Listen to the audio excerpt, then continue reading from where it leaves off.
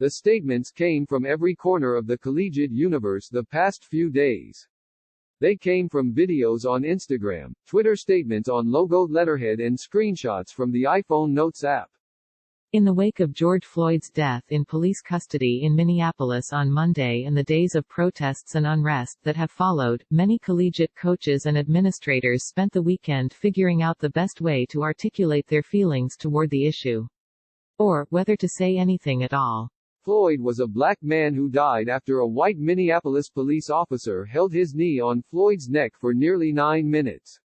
And the outrage that spilled out in the American streets has forged a generational moment, giving collegiate leaders the opportunity to potentially address racial inequity.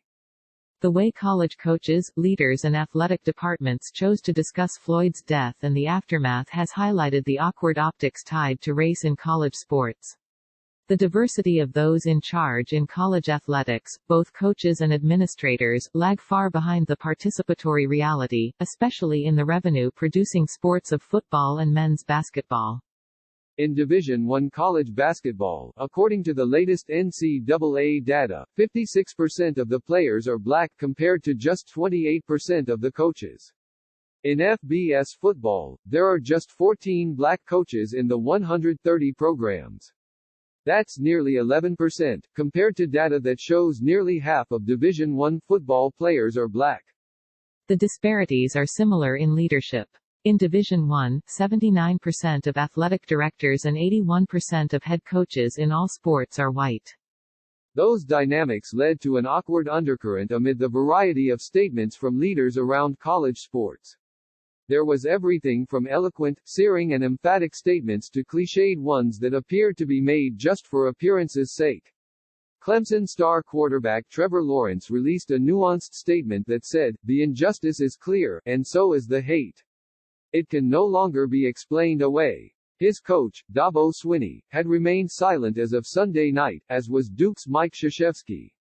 Alabama's Nick Saban released a statement late Sunday.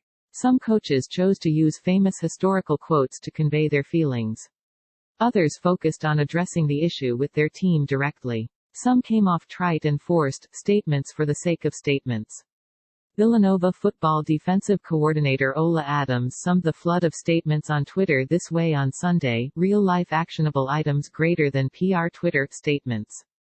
Quote, George Washington basketball coach Jamian Christian put out a thoughtful 7-paragraph statement that included a story about his parents cautioning him about dealing with police when he was growing up.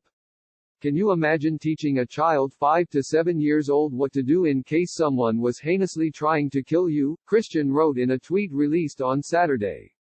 In a phone interview Sunday, Christian told Yahoo Sports, as a black head coach in Washington, D.C., 2 blocks from the White House, I felt like I had a great responsibility to speak up.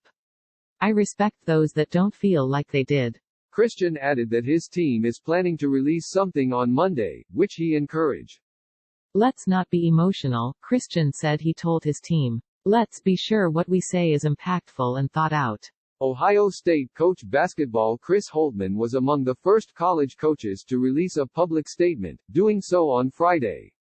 He'd spent 2 days writing down his thoughts after first seeing the Floyd video on Tuesday, describing the process as journaling, to channel feelings he characterized as angry and disturbed.